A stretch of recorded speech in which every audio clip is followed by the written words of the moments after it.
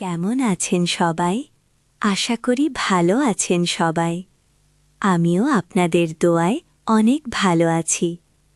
আজকে একটি গল্প শেয়ার করতে যাচ্ছি। গল্পটি শুরু থেকে শেষ পর্যন্ত দেখার অনুরোধ রইল। চলুন তাহলে শুরু করি। আমার নাম সাবরিনা বেগম। সিরাজগঞ্জের শাহজাদপুর উপজেলার নয়াপল্লী গ্রামে আমার শ্বশুরবাড়ি। স্বামী বহু বছর আগে চলে গেছেন। আমি একাই বাড়িতে আছি। তবে একা বললে ভুল হবে, কারণ আমার ভাইয়ের ছেলে সাকিব এখন আমার কাছে থাকে। ওর বাবা চট্টগ্রামে চাকরি করে। ওর পড়াশোনার সুবিধার জন্য আমাকে দায়িত্ব দিয়েছে। আমি সব করি, খাইয়ে দেই, গোছাই, পড়াশোনায় সাহায্য করি। বাইরের লোকজন ভাবে আমি কেবল একজন দায়িত্বশীল ফুপু, কিন্তু আমার ভেতরের জগৎ অন্যরকম। আমি প্রতিদিনের কাজ করতে করতে হঠাৎ টের পাই আমার মনে অদ্ভুত একটা টান তৈরি হচ্ছে।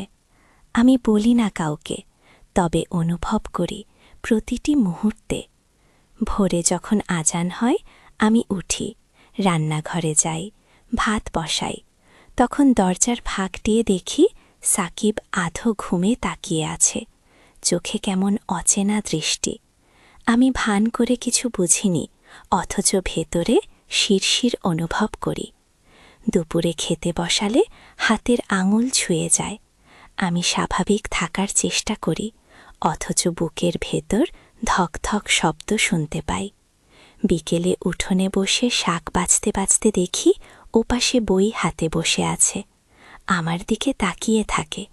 আমি চোখ সরিয়ে নেই, কিন্তু মনে মনে চাপা উত্তেজনা বাড়তে থাকে। রাতে চারপাশে নিস্তব্ধতা নেমে যায়, কেবল ঝিঝি পোকার ডাক শোনা যায়। বাতাসে গাছের পাতার মৃদু শব্দ হয়। আমি বিছানায় শুয়ে থাকি, অথচ ঘুম আসে না।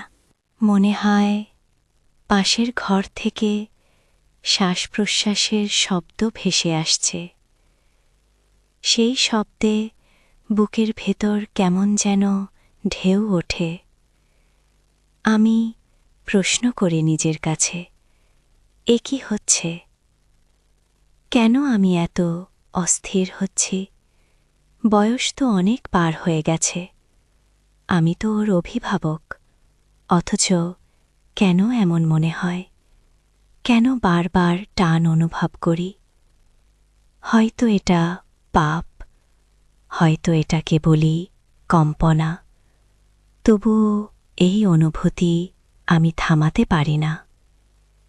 আমি কাউকে বলতেও পারি না, কারণ বললে সমাজ দোষ দেবে, লোকজন কুৎসা রটাবে। অথচ ভেতরে ভেতরে আমি জানি এ শুধু আমার কল্পনা নয়। ওর চোখেও মাঝে মাঝে আমি একই রকম সংকেত দেখি। হয়তো আমি ভুল বুঝি, তবুও মনে হয় ও কিছু লুকায়। এই গোপন খেলা কেউ টের পায় না। চারপাশের মানুষ ভাবে আমরা কেবল ফুপু আর ভাতিজা, কিন্তু আমাদের ভেতরে এক অদৃশ্য স্রোত বয়ে চলেছে, যার নাম হয়তো সম্পর্ক নয়, যার ব্যাখ্যা আর সমাজ দেবে না। আমি দিনের পর দিনে স্রোতের সাথে ভেসে যাই। বাইরে হাসি, স্বাভাবিক থাকি, অথচ ভেতরে এক অদৃশ্য অগ্নি জ্বলতে থাকে। মাঝে মাঝে আয়নায় নিজের মুখ দেখি, চোখে টানতি, ঠোঁটে নিঃশব্দ বাধা, বুকের ভেতরে গোপন দীর্ঘশ্বাস। আমি ভাবি পালিয়ে যাই, দূরে সরে যাই, কিন্তু পারি না। কারণ সাকিব ছাড়া আমার এই নিঃসঙ্গ জীবনে কেউ নেই। আমি চাই কিংবা না চাই, ওর সঙ্গেই আমার প্রতিদিনের জীবন জড়িয়ে গেছে। আমি জানি না এ পথ কোথায় যাবে, তবে আমি জানি প্রতিটি সকাল, প্রতিটি দুপুর, প্রতিটি সন্ধ্যা প্রতিটি রাত আমাকে গোপন টান মনে করিয়ে দেয়। আমি একা বসে থেকে হঠাৎ শিহরিত হই। জানালার পাশে দাঁড়িয়ে হাওয়ায় চুল উড়াই। মনে হয় কেউ আমার দিকে তাকিয়ে আছে। আমি ঘুরে দেখি সত্যিই সাকিব তাকিয়ে আছে। আমি কিছু বলি না, সেও চুপ থাকে। কিন্তু সেই নীরবতার ভেতর হাজার কথা লুকানো থাকে। এমন নীরবতাই আমার প্রতিদিনের সঙ্গী। এমন নীরবতাই আমাকে দগ্ধ করে। তবু আমি থামিতে পারি না। আমি কেবল ভেসে যাই এই অজানা আবেশের ভেতরে। আমি জানি প্রতিটি অনুভূতির পেছনে লুকিয়ে থাকে ভয়, আবার টানও থাকে। আমি রাতে জানালার পাশে দাঁড়িয়ে থাকি।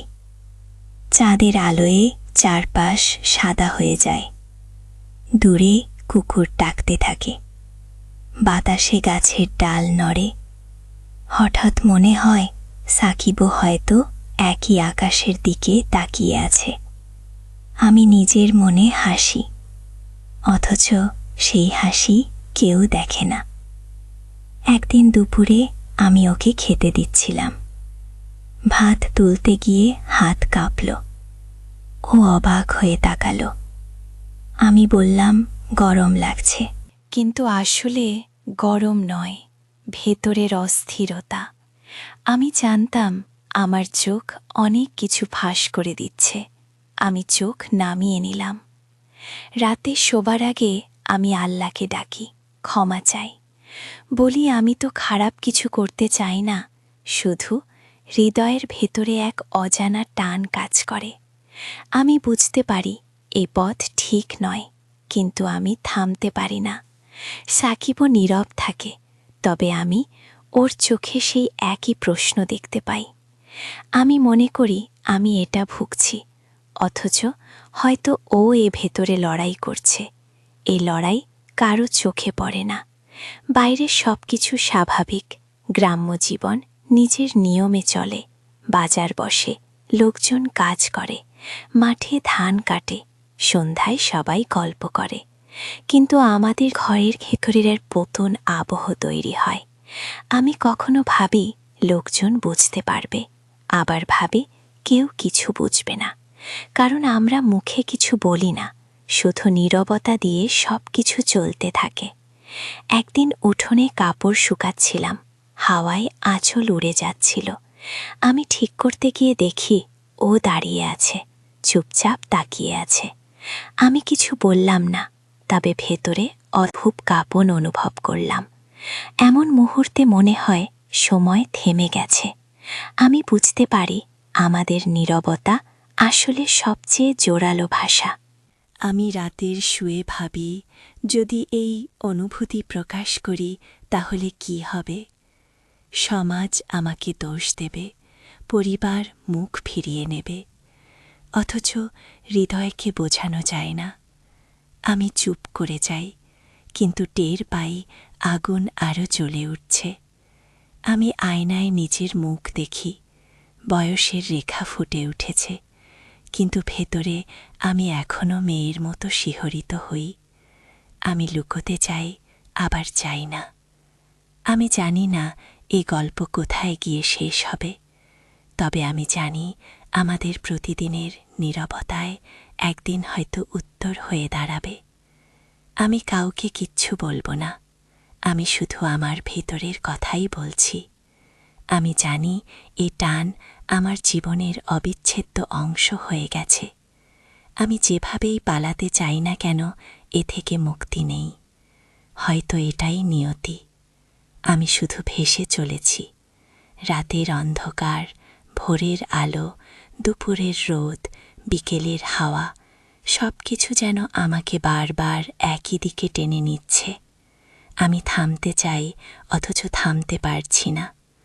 আমি জানি আমার প্রতিটি নিঃশ্বাস এখন এক অদৃশ্য রহস্যে ভরা। আমি নীরবে বাঁচি, নীরবে কাঁদি, নীরবে হাসি। নীরবতাই আমার সঙ্গী, নীরবতাই আমার ভাষা।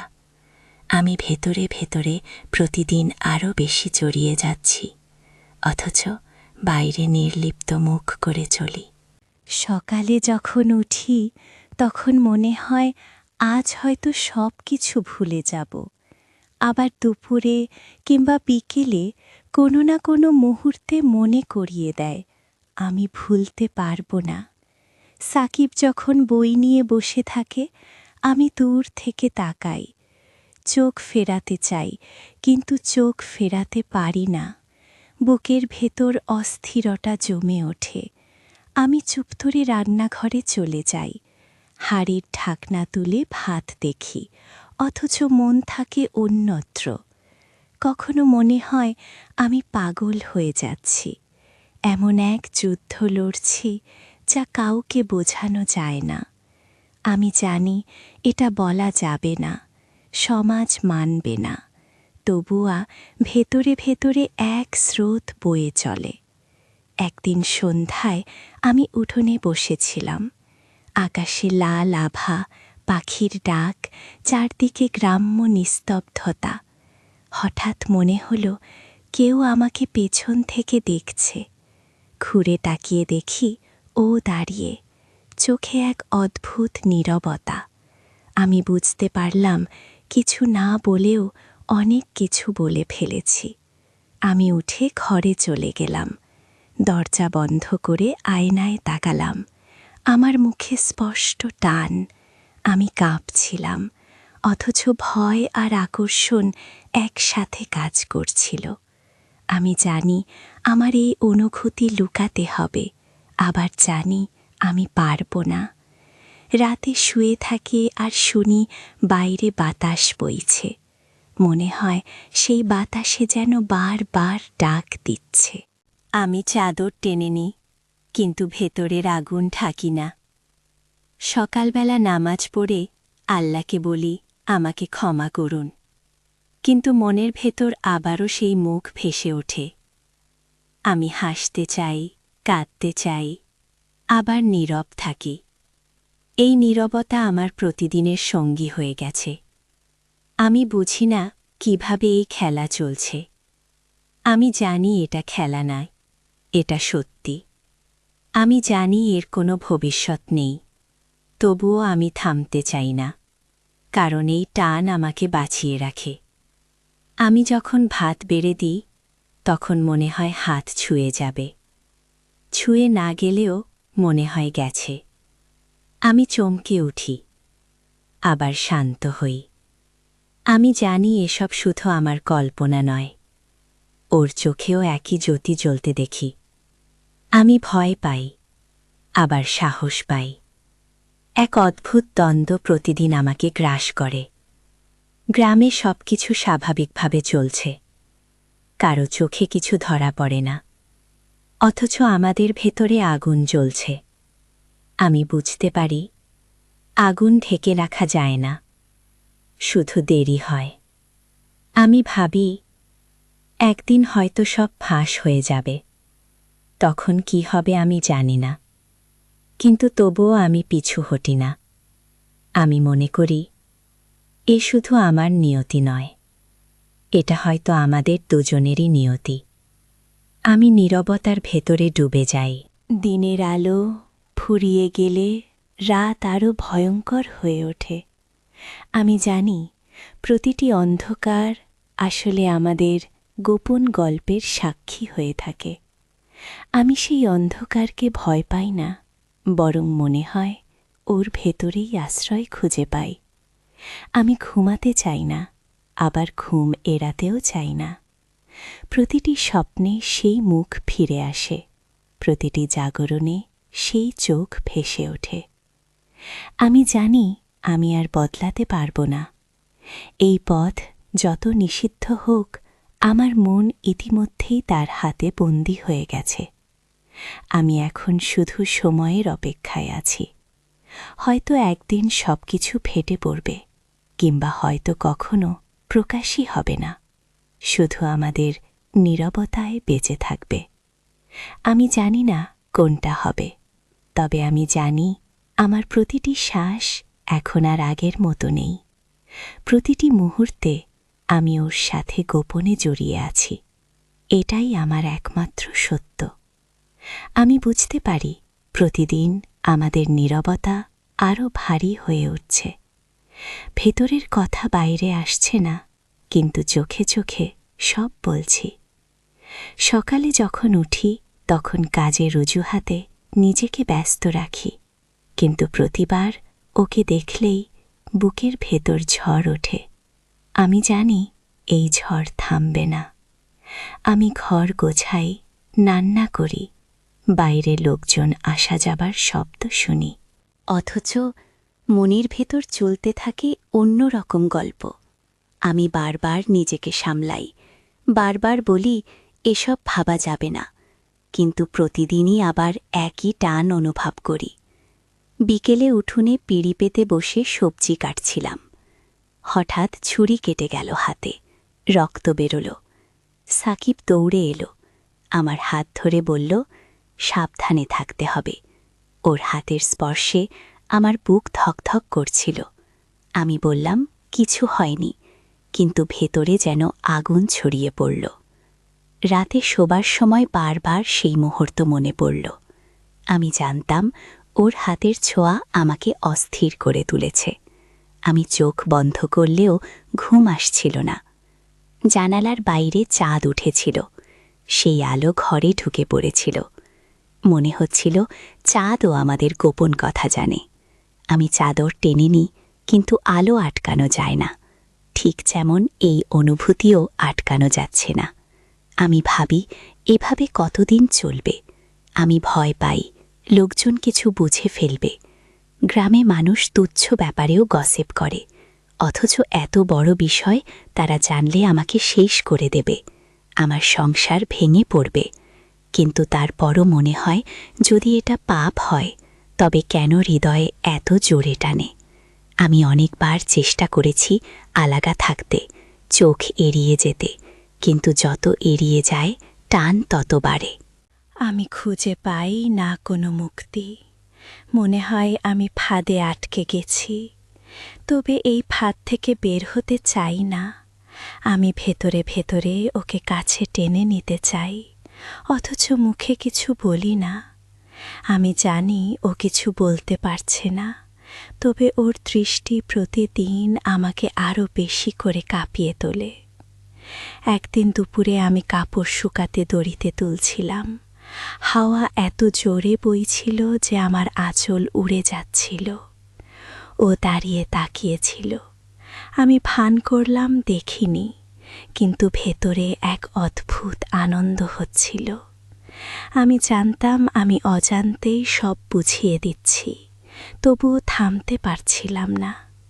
আমি বারবার মনে করি সমাজের চোখ এড়ানো অসম্ভব, কিন্তু প্রতিদিনই আবার একই খেলায় জড়িয়ে পড়ি। এই খেলা কারো চোখে ধরা পড়ে না, তবে আমার ভেতরে দাউ দাউ করে আগুন জ্বলে ওঠে। আমি কখনো আয়নায় নিজের মুখ দেখি আর অবাক হই, এই আমি তো সেই সাধারণ গৃহবধূ, অথচ চোখের ভেতর লুকানো আগুন স্পষ্ট। আমি ভয় পাই কেউ চোখে চোখ রাখলে সব জেনে যাবে, তাই আমি সবার সাথে স্বাভাবিক আচরণ করি, শুধু নীরবেই টান বয়ে চলি। আমি জানি না এ পথ কোথায় শেষ হবে। আমি শুধু জানি আমি আর আগের মতো নেই। প্রতিটি দিন, প্রতিটি রাত আমাকে নতুন করে তাড়িত করছে। আমি চাই না ও আমাকে ঘৃণা করুক, আমি চাই না ও দূরে চলে যাক, আমি চাই না সমাজ জেনে যাক। আমি শুধু চাই এই নীরবতার ভেতরেই আমরা বেঁচে থাকি। আমি জানি এটা কঠিন, কিন্তু আমি এই কষ্টকেই ভালোবেসে ফেলেছি। আমি মনে করি এই কষ্ট ছাড়া আমার বেঁচে থাকা অর্থহীন। আমি স্বপ্ন দেখি, আবার ভয়ও পাই। আমি হাসতে চাই, আবার কান্না থামাতে পারি না। আমি জানি এই এক অদ্ভুত যাত্রা, যেখানে শেষ নেই, শুধু পথই পথ। আমি সেই পথেই হেঁটে চলেছি। হয়তো একদিন সব ভেঙে পড়বে, তবে আজ আমি শুধু নীরবতার সঙ্গী হয়ে আছি। আমি নিজের ভেতরে প্রতিদিন নতুন আগুন আবিষ্কার করি। আর সেই আগুনে ধীরে ধীরে গলে যাই। আমি জানি আমার ভেতরে সেই অদ্ভুত টানটি কোনোদিন সহজে মিলিয়ে যাবে না। আমি বারবার নিজেকে স্মরণ করাই, সাকিব এখন বয়স্ক, ওর জীবনের পথে নিজের সিদ্ধার্থ নেমার অধিকার আছে। সেই কথাগুলো কেবল তেমনি যুক্তিসঙ্গত শব্দ, কিন্তু হৃদয় তাদের মানে না। আমি সকালবেলা উঠে রান্নাঘর সামলে দেখি ওর ছায়া ওঠোনে, কেবল ছায়ায় পুরনো স্মৃতির মতো আমার দিকে তাকায়। আমি ভান করে ব্যস্ত আছি, অথচ ভেতরে অচেনা শব্দ বেজে ওঠে, যেন কোনো সঙ্গীত বারবার ধীরে ধীরে কানে বাজে।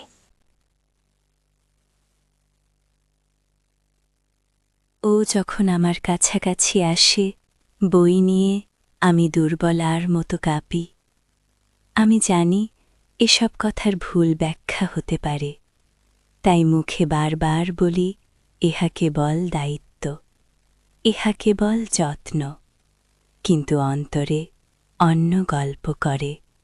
বিকেলের সেই ম্লান আলোয় আমরা দুজনে একসাথে চা খেয়ে বসি। ওর কথা শুনি, ও হাসে, আমিও হেসে ফেলি, কিন্তু হাসির ভেতরে ও খাঁজ পড়ে, এক ধরনের অনাকাঙ্ক্ষিত তৃষ্ণা। এই তৃষ্ণা ও আমাকে দুমড়ে মুচড়ে দেয়। রাতে শুয়ে আমি প্রার্থনা করি, আল্লাহ আমাকে সঠিক পথ দেখান। আমি আমার অন্তর বিব্রত করি। আমি ভাবি, এটা পাপ কিনা। আমি চিন্তা করি, যদি আমি আমার প্রয়োজন গোপন রাখি, ও যদি একদিন চোখ খুলে দেখে, সব জানে, তখন কি হবে? সমাজ কি বলবে? আমি জেনেও থাকি যে সমাজের বিচার কঠোর। গ্রামীণ সমাজ ঝটপট রাধে, গালিগুঞ্জন ছড়ায়। কাজেই আমি নিজেকে বারবার সীমাবদ্ধ রাখি, কিন্তু সীমাবদ্ধ থাকার সাথে কাঁটা বাড়তে থাকে। আমি নিজের মনকে বোঝাই, তুমি তো একজন বিধবা, তবু কেন এমনভাবে হৃদয় নড়ে? কখনো কখনো মনে হয় স্বপ্ন আর বাস্তব একে অপরকে টেনে টানছে। আমি প্রতিদিন ভোরে উঠে নামাজ পড়ি। এই নামাজ আমাকে কিছুটা সান্ত্বনা দেয়, কিন্তু নামাজ শেষে কখনো ওর চিত্র এসে ধাক্কা দেয়। ওর চুলের গন্ধ মনে পড়ে, ওর মুঠোর শক্তি মনে পড়ে। ভেবে কেঁদে ফেলি আমি, লজ্জায় লুকিয়ে রাখি চোখ। সকালে বাজার থেকে ফিরলে ও বইয়ের পাতা উল্টাতে উল্টাতে আমাকে খুঁজে নেয়। ওর কথা শুনলে মনে হয় মনে কোনো দরজার খটখটানি হচ্ছে। আমি নিজেকে জিজ্ঞেস করি, কোথায় ভুল হয়েছিল? আমি কি কখনো কোনো ভুল করব? আর যদি করি, তবে কিভাবে ক্ষমা চাইব? আমি তাই চুপ থাকি। রাতের অন্ধকারে কখনো নিজেকে ডানায় মুড়িয়ে নেই, যেন ওই নীরবতা আমাকে ঢেকে রাখে। আর কখনো মন চাঁদ জানালার পাশে দাঁড়িয়ে চাঁদের আলোয় ওর প্রতিচ্ছবি দেখব। আমি জানি এভাবে চলতে পারব না। আমি চাই না ওর ভবিষ্যৎ নষ্ট হোক, তাই নিজের মধ্যে একরকম কঠিন নিয়মবদ্ধতা বসাই। যখনই অনুভব করি সীমা লঙ্ঘন হতে চলেছে, আমি নিজেকে সরিয়ে নেই। কাজ করি, খুঁটিনাটি কাজে মগ্ন থাকি, কিন্তু প্রতিবারই না, প্রতিবারই কোনো না কোনো স্মৃতি আমাকে আবার টেনে আনে। মাঝে মাঝে মনে হয় আমার জীবন বদলে যাচ্ছে। আমি আত্মরক্ষার নামে কত রকম ছদ্মবেশ পরিধান করি। কখনো বকবক করে নিজেকেই ব্যস্ত রাখি, কখনো কাঁদতে কাঁদতেই রান্না করি, কখনো গান শুনি যাতে মন নীরব হয়। এসব কৌশল কিছুটা কাজ করে, কিন্তু ভেতরের আগুন ক্রমে বেড়ে যায়। আমি ভাবি, যদি আমি দূরে সরে যাই, ওর জন্য ভালো হবে কিনা। আমি জানি ওর পড়াশোনার ভার আমি থেকে দূরে থাকলেও কেউ নেবে, তবুও আমার হৃদয় একাকিত্বে ভেঙে পড়ে। আমি নিজেকেই ভোঁতা করার চেষ্টা করি। বলি, সাবরিনা, দেখো, বাইরে মানুষ আছে, তাদের সেবা করো না। নাতি নয়, প্রতিবেশীর অসুস্থ বয়স্ক বাদা আছেন, তাদের সাহায্যে মন লাগাও। তবু রাতে যখন ঘুম ভেঙে যায়, ওর স্মৃতি ফিরে আসে। কেবল স্মৃতি নয়, ওর উপস্থিতির অনুভূতি আমার ভেতরে ছড়িয়ে পড়ে। আমি কখনো চাই না কথা বলেন, কারণ কথায় সব যায় বলে মনে হয়। কথায় ভুল ব্যাখ্যা হতে পারে। তাই আমি নীরব থেকে যাই, আর নীরবতাই আমার ভরসা। আবার কখনো মনে হয়, যদি ওর সাথে সব খোলাখুলি করে বলি, হয়তো ওর সদিচ্ছা বুঝতে পারব। হয়তো ওরও ভেতরে কিছু আছে। কিন্তু আমি জানি, এই রহস্য উন্মোচন করার দরকার হলে সেটা সবার সম্মুখে আলোড়ন তুলবে। আমি চাই না ওর পরিবার কষ্ট পায়। তাই আমার নীরবতা স্বেচ্ছায় নেওয়া শাস্তি। অনেক রাত আমি আয়নায় তর্মিক দেখি। দেখি কতটা ভাঙা আমি। দেখি চোখে গভীর তৃষ্ণা।